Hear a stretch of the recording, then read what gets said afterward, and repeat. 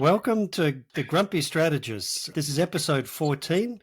I'm Michael Shoebridge and I'm joined by Dr. Marcus Hellyer. Marcus, how are things? I'm very well, Michael. I will mention that we've had some technical difficulties with this podcast, so hopefully this recording will work. I won't say how many times we've tried to do it. I'm going to say it. This is our third attempt, and I feel like everything that touches the Defence Industrial Development Strategy, which is the subject of this podcast, gets damaged, just like everybody and everyone that touches another very public scandal has been damaged. Anyway, let's get into it. So, new Defence Industrial Development Strategy released by Defence Industry Minister Pat Conroy. He cleverly chose the day after Mike Burgess's ASIO presentation telling us a politician had sold out the country as the day to release this strategy, which means no one much has noticed, but you and I have both spent the time to read it. And what are your first thoughts? Well, first thought is I'm not sure we should be doing a podcast on it because it might actually draw attention to it. And as you and I agree, it's not a great document, so we may not want to be drawing attention to it. But anyway, here goes. Well, my first response, and I'll drop my zinger for the third time. It reminds me of The Princess Bride, where Wesley is fighting a duel with Inigo de Montoya,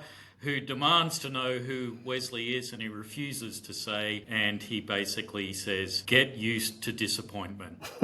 And I'm getting used to disappointment. After the Defence Strategic Review, the Surface Fleet Review, and now this new industry strategy, I'm feeling pretty disappointed. I have to say, there's not a lot new here, and the one really big new thing is something I find disappointing, and I think you actually have described it in print as dangerous. So perhaps you might want to explain what you mean by that. Yeah, well, I'm more like Diego Montoya. I don't want to get used to disappointment. I want to find the six-fingered man that has caused all the havoc. Who wrote this strategy? Well, he may have. He's the villain, well, one of the villains in The Princess Bride, as you know. The big new thing is a new definition of sovereign defence industrial base. And I won't read it out verbatim, but it says, if a company has an industrial capability in Australia, meaning they provide products or services to defence or to an international defence force supply chain, and they have an Australian business number, then they're in our sovereign defence industrial base. And that just seems to empty the whole concept of anything about actual sovereignty. You mean so a company like Huawei? Yeah, well, Huawei has an Australian business number. Hikvision, you know, the one that's put all those security cameras into defence bases and various other national security agencies, and the government's busily pulling them all out because of security concerns. Hikvision has an Australian business number, and it's clearly providing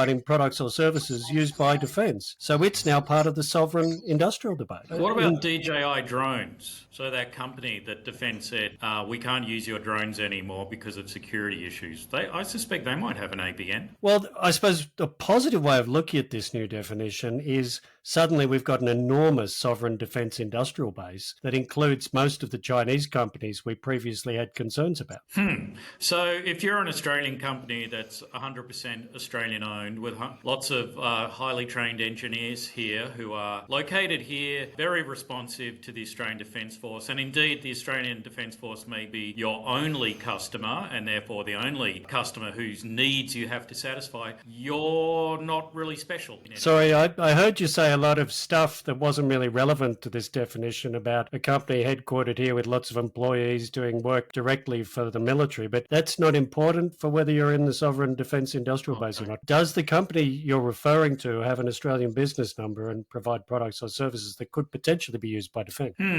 Okay. Well, I'm starting to see a little why you think this is dangerous. Now, recently, a group of Australian companies, Australian-owned companies, put out their own sort of industry strategy. Now, okay, we in SAA had a bit of contribution to that. We sort of provided some input into that. And that document actually went into some detail saying why Australian-owned companies are an important part of a sovereign industrial base. Now, they're not the only part of a sovereign industrial base. We want to state up front that the international primes do play a very important role here. We have friends who work for them. When we were in defence, we wrote cabinet submissions recommending the Australian government acquire systems from the large overseas primes. So we're not saying they are a bad thing. But in this recent report called Developing Australia's Defence Industrial Base, and we'll put a link to that at the bottom of this podcast, we actually spend some time unpacking why there is a key role for truly sovereign Australian companies. And that's based on some of the lessons the world has painfully learned through things such as the COVID-19 crisis and the kinds of armed conflicts we're seeing around the world in places like Ukraine. So perhaps, Michael, you could unpack that idea a little more. Well, it really gets down to this core thing of why does sovereignty matter in a very practical way? And we saw with the pandemic, COVID-19 pandemic, that where things were made really mattered, because if the one place in the world that made masks or vaccines, its government didn't want to give those things to you, you didn't get them. We saw vaccines that the Australian government had contracted for with European countries, European companies, held up by the European countries' governments because they wanted to look after their own citizens first. But they're our friends. They're our friends. Why weren't they giving us stuff, Michael? That's the interesting point, isn't it? Even the closest friends and partners will, as a matter of deep national interest, have to meet their own needs first. And in a crisis or a conflict, that's what sovereignty means. You meet the needs of your own citizens first, and everybody else is back in the queue. That is why, if we're wholly dependent on big foreign companies, primarily US, UK, and European, when there is a crisis or a conflict, if they don't have enough to supply their own militaries, they will not supply us. And what we see with the war in Ukraine is the whole of the Western world can't supply the Ukrainians with enough stuff. So we know this is going to be a problem of scarcity if there is a conflict. Yeah, well, I'm a historian, and so if I can pull out that hoary old chestnut of the lessons of history, one of the lessons we've seen, and we wrote about this in the other report that we contributed to, that one of the lessons of history learned by democracies, comparable countries to Australia that have strong partners who are also democracies, that when push comes to shove, you can't always rely on your friends. And so we gave some case studies of countries which have developed very robust domestic defence industries, countries such as Israel and such as Turkey,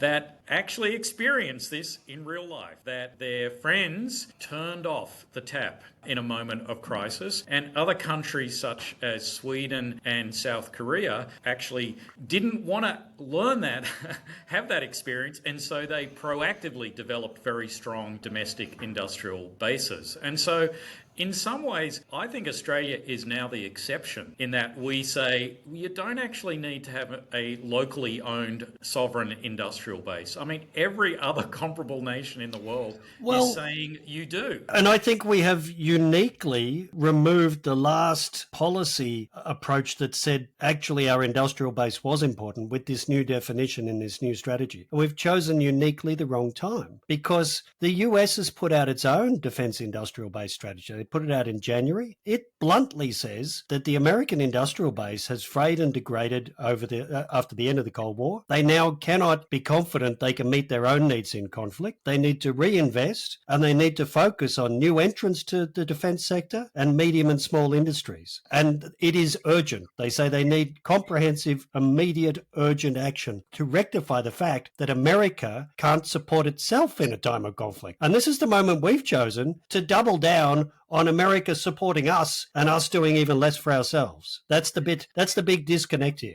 Yeah, and I think it's even worse because one of the things that the US is saying, so the Undersecretary for Defense Kathleen Hicks announced last year the Replicator program. So it said the US really needs to develop an industrial base that can provide the small, the smart and the many, the disposable, attritable systems which are crucial to modern warfare. Ironically, the Australian industrial base, defense industrial base, it already excels at those sorts of things. And we've given previous examples of Aussie companies that are exporting those systems, including to the Ukraine. So we have here already 100% Australian-owned sovereign industrial base producing the kinds of things that everybody else seems to be thinking are crucial to future war, including the US. Now, that's interesting, isn't it? Because in this industrial development strategy that Pat Conroy released, they've got 7, and I forget the exact term. It's not strategic industrial capabilities anymore. I think it's sovereign defense industrial priorities. The words sort of shuffled up in a different order, but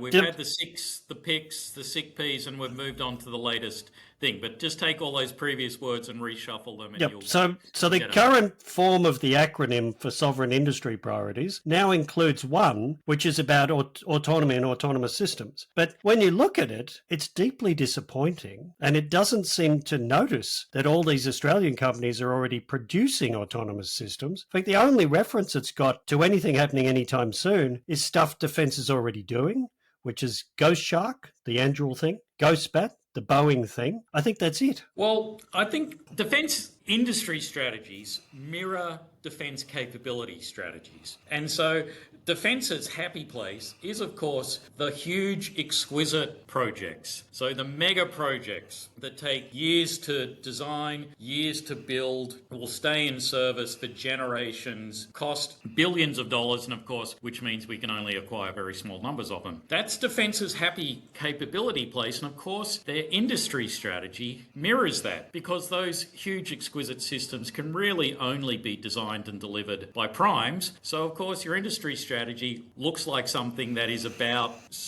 supporting and shoring up the relationship with the primes. And so, yes, I agree that it's a little disappointing that finally autonomous systems are one of those strategic industry priorities. But you look at it and you go, it's defence's favourite crawl, walk, run strategy all over again. This sort of slow, incremental approach that looks like we're being measured and we're not taking unnecessary risks. But all it really means is that as the future is running away from us, as it rapidly changes, we're somehow trying to keep up with it by crawling. Yes. It's sort of doomed to failure from the outset. We're going to get further behind. But the other big thing, and I don't think that definition, emptying it of sovereignty and saying Australian companies don't actually matter to sovereignty, it's just an Australian business number. I think the policy intent of these architects of this strategy in defence was to say that all the big foreign prime defence companies, Lockheed Martin, Northrop Grumman, Boeing, Raytheon, BAE, Thales, they all are sovereign Australian industry. So it was inadvertent that actually Huawei and Hikvision become part of the sovereign defence capability too.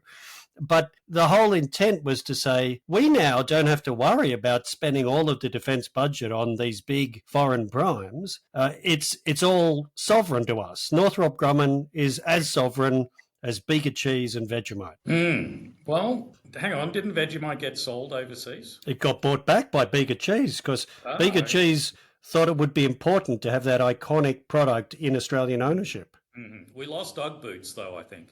Yeah, but we do have sovereign Vegemite now. We may not have sovereign defence industry, but we have sovereign Vegemite again. Well, yeah, if I was an Aussie company, a 100% Australian-owned sovereign company that was built its business model around solely feeding into the Australian Defence Department, I would find this to be a profoundly disturbing document, I think. Well, yes, and it's what is so interesting is it's like the last 5 or 10 years haven't happened, because before then, before the pandemic, and before the rise of really nasty strategic competition, the rise of Chinese power and the Russia-China partnership and the war in Ukraine. Before then, there was a globalized economy, and the idea that the Australian Defence Organisation could buy its products from anywhere in the world through the global market, that made a lot of sense.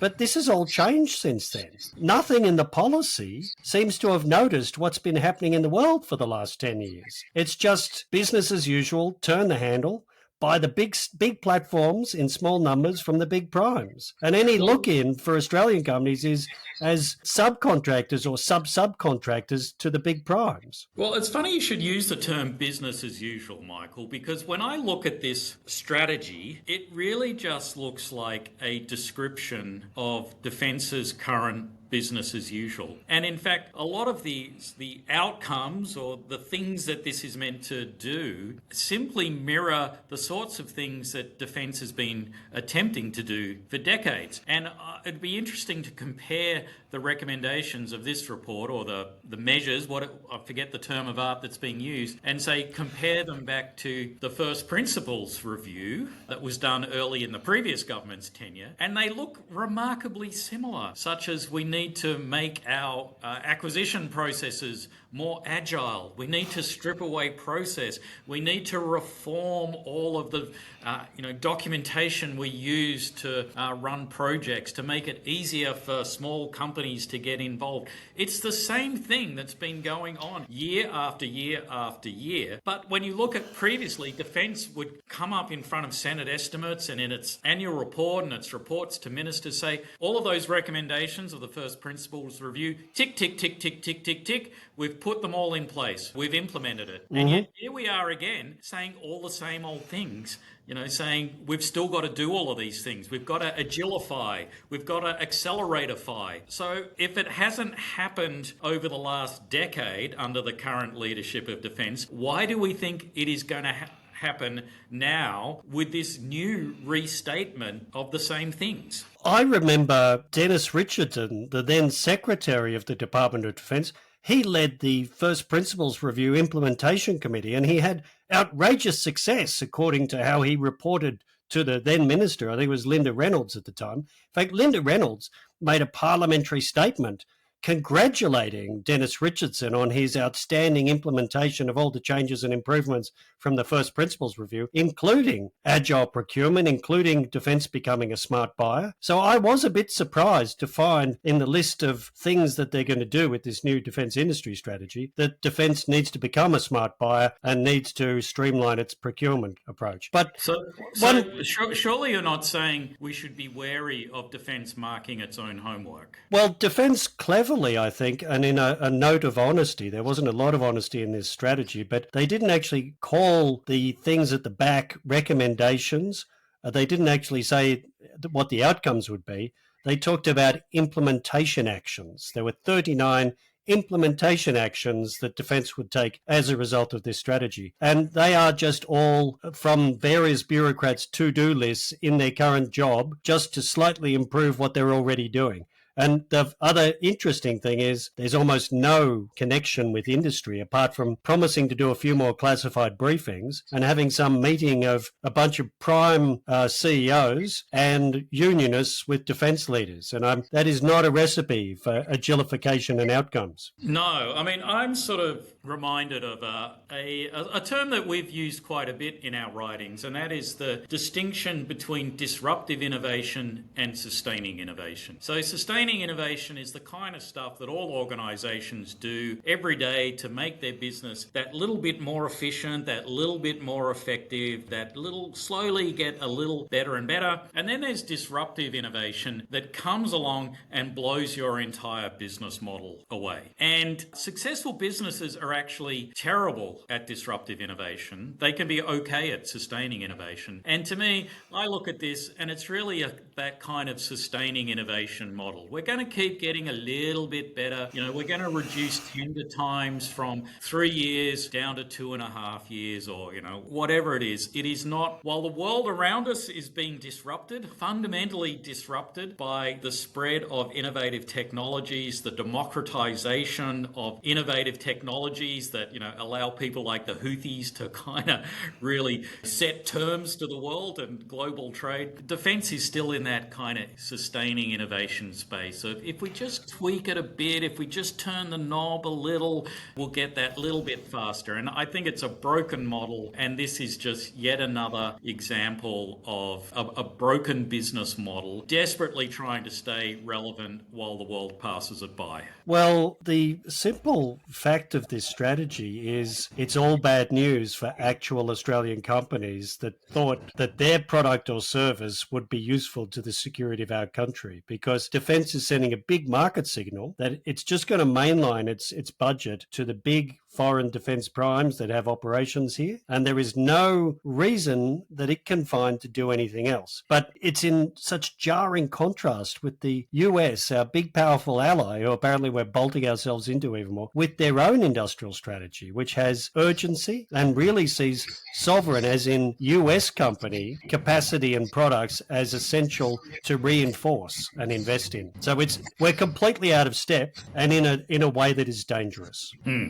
And as we've also said, well, many people before us have said, if you're not talking dollars, you're not talking strategy. And you look for the dollars in here, and it basically seems to be the old, pretty tiny industry assistance programs rebadged. So it said, well, we used to have 4 of these programs, which was really complicated, so we're going to bring them all together into one, but there'll be 4 substreams. So A, we haven't simplified in the first place. It's still the same amount of money, and it's really the amounts of money that, if you want to sell into one of the primes, global supply chains, you can apply to get, $500,000 or $1 million for some tooling to tool up to feed into that overseas supply chain. That's not a bad thing, but is that really the extent of the resources we're going to invest in generating truly sovereign Australian capability? But you see, that is the vision. The industry vision in this defence strategy is of the industrial age before Margaret Thatcher. It's kind of clunky steelworks, coal miners, unions working with or going on strike in coal mines and steel yards. It's welders building big ships, and that's all brought to you by the big defence primes. The idea that wars are being won and lost with products made by disruptive medium and small companies, like the set of Australian companies we've talked about a lot before, that is a foreign and rejected idea in this defence strategy. So the only way any defence budget money is going to go to an actual Australian-owned and headquartered company with operations here is as a subcontractor to a prime or with a tiny little grant under one of their grant programs. That's the only way. Yeah, it's a little depressing. So there's a few little interesting statistics in there, and one, I don't have the numbers off the top of my head because I'm travelling, but roughly it says about 20% of Defence's acquisition budget goes directly to Aussie SMEs. Well, we know that a lot more than 20% does go to Australian companies, but what that implies is it's going through the primes. It's going through the primes. And, this just seems to be reinforcing that. If you're an Aussie SME, if you want to work with defence, you're going to have to go through the primes. And again, the primes do very good things here, but in many cases, the primes are competitors to Australian companies, and it's a very unequal competition. Yes, the other obvious point is Australian companies can supply complete products or services directly to defence, so they should not have to convince a prime that this is useful. That's the other bit I just don't get, because, again, in the history of innovation and disruption, the new entrants, which are always from small or medium companies, they disrupt the incumbent business's business model and often lead to the demise of those big, slow-moving incumbents. So it's really a source of strength for the Australian Defence Force to engage directly with these innovative, disruptive Australian companies. I think, Michael, you sort of hit on it again there, and that is the industry strategy reflects capability strategy, and the Defence Department doesn't actually seem to be very interested in disrupting that capability strategy of relying on those exquisitely expensive but vanishingly few traditional kinds of platforms. It's almost saying it's not interested in disruption there. Another sort of interesting contradiction that you were hitting before is it has this tier 1, tier 2, tier 3 strategy. So all of a sudden, all of these strategic documents have this concept of tier, which is I don't know why, but just like the surface ship review, we've now got tiers in. I'm actually shedding a lot of tears as I look at these various ponderous products that defence is popping out. Oh, I see. And so there's 3 tiers in industry, apparently. There's the big overseas primes, number 1. Number 3 are the Aussie small to medium companies, which should really be called medium and small because many of them are actually quite big. And in between is the tier 2 kind of companies that can act as integrators and a bridge. And what it says is, well, we need more of them. And I think many of us agree that the Australian defence industrial landscape is a little odd. There is that missing middle class, and no policy document has really previously explicitly said we need to fill that space. And so at some level, that's a good thing in this document, saying we need to build that missing middle. And but it seems to be saying, well, they should be Australian companies. And then it says, and hopefully they can grow into be primes. Well, but if you're happy with a reliance on the overseas primes, why bother establishing those Australian tier 2 companies that can go on to be primes? And if you're not going to help them, it ain't going to happen. There's a simple thing that a lot of people working in the defence organisation don't seem to get about business. Business needs cash flow to stay in business. They also need to make a reasonable profit, but the first thing they need is cash flow. So any vision of growing the medium defence company sector in Australia that has no cash flow and no budget attached is an empty gesture. And that is the fact of this reference you mentioned in this industry strategy. There is no cash flow and there is no interest in putting a bit of the defence budget towards these Australian companies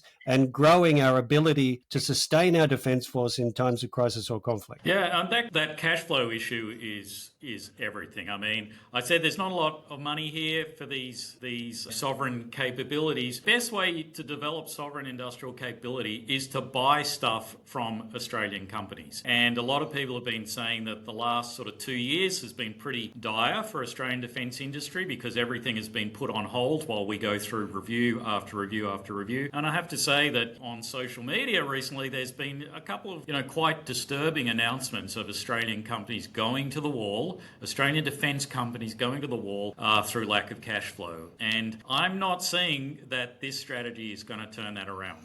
No, in fact, we should end it here because I know you've got to go and this is our third attempt at this thing, but I don't think this is a defence industrial development strategy.